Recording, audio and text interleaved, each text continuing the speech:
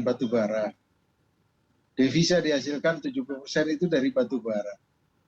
Dan yang besar-besar itu sudah bisa dilihat, yaitu KPC, Adaro, Arutmin. Mungkin tapi saya bicara dengan teman-teman di tambang-tambang tersebut, wah kalau tidak dibicarakan dulu akan kerepotan Pak, karena kami kadang-kadang harus membayar lebih banyak daripada apa yang kita terima gitu.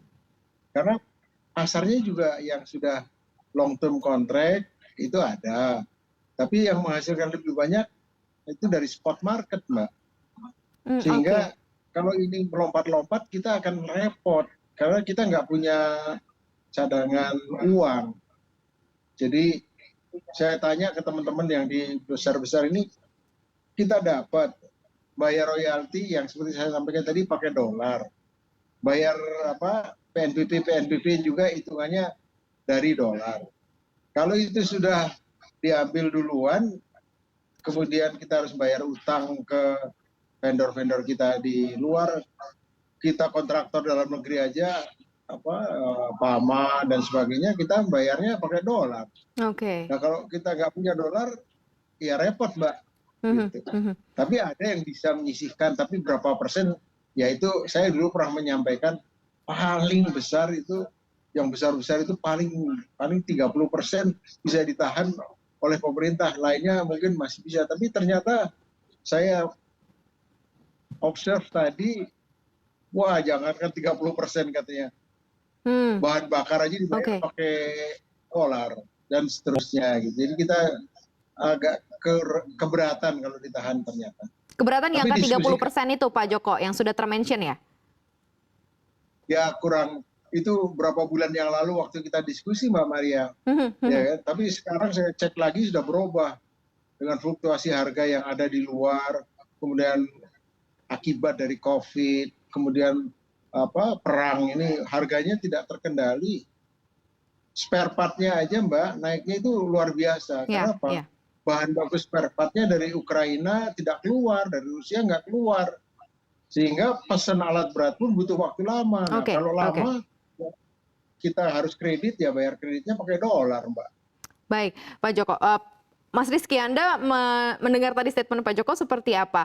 Karena katanya ada beberapa alasan memang sebenarnya memarkirkan dana di luar negeri, karena memang perbankan di luar negeri tampaknya masih lebih ready memberikan pembiayaan sebenarnya untuk sektor tambang Indonesia atau sektor tambang secara keseluruhan. Sementara kan kalau di dalam negeri mungkin situasionalnya sudah sunset, semuanya beralih ke green energy, dan financing dari perbankan agak susah ya, karena memang sifatnya ini sudah bukan eranya, karena semua beralihnya ke energi bersih atau green energy. Anda melihatnya seperti apa Mas Rizky? Ya betul, memang kalau kita bicara ya, sebagian besar pelaku usaha pertambangan itu juga mendapatkan offshore loan. Justru harapannya kan sebenarnya ini perbankan nasional yang bisa lebih membantu. Ya, karena kalau saya bicara sunset sih, saya terus terang masih nggak setuju ya Mbak Maria, karena konteksnya kan net zero ini kan sampai 2050, sedangkan kita masih 2023, jadi masih panjang sekali, ya kan. Dan kita lihat juga beberapa IUP ini kan masa berlaku tambangnya juga masih panjang, ada sampai 2040, 2045 dan lain sebagainya. Jadi justru di dalam hal ini kami mengharapkan perbankan nasional bisa lebih peduli gitu loh kepada kami ya pelaku usaha pertambangan, karena satu sisi kalau memang sekarang dari perbankan nasional yang mendukung memberikan loan, ya tentunya kan uang itu nggak akan kemana-mana, nggak akan keluar, ya. Jadi malah justru bisa tersimpan di dalam negeri, gitu kan. Yang kedua juga sekarang mungkin perlu agak lebihkan kelonggaran gitu, karena seperti saya sampaikan, kalau misalnya nanti kita mengajukan pinjaman kepada perbankan nasional, kolateralnya mau seperti apa gitu, karena kan belum semua, misalnya kita punya 10.000 hektar gitu ya, wilayah IUP-nya. Nah, kan belum semuanya kita lakukan pembebasan lahan, gitu kan. Nah, mungkin memang itu yang menjadi kolateral ya kan, sertifikat tanah dan lain-lain, gitu. Atau mungkin bicara revenue ke depannya yang akan bisa kita jadikan kolateral. Tapi kan itu kan tidak bisa dalam struktur rezim perbankan nasional gitu kan. Semua harus jelas kolateralnya, misalnya 100 atau 150% dari yang diagunkan gitu. Nah, jadi justru yang ini menjadi suatu masukan ya bagi perbankan nasional untuk bisa memberikan dukungan gitu. Bagaimana untuk agar devisa negara ini tidak keluar gitu, justru lebih banyak dipakai di dalam negeri.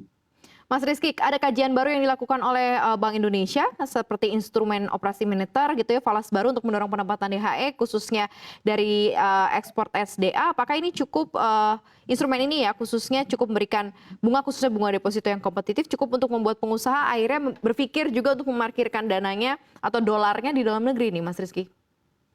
Saya pikir ini otoritas moneter ini sudah menyiapkan instrumen falas baru seperti tadi Mbak Maria sampaikan, karena memang perlu diberikan suatu sweetener ya kepada para pelaku usaha untuk mau mendapatkan dana di dalam negeri, karena ini sudah menjadi suatu hal yang natural. Pasti pengusaha ingin mendapatkan gain yang lebih besar. Nah, cuman saya pikir kan tadi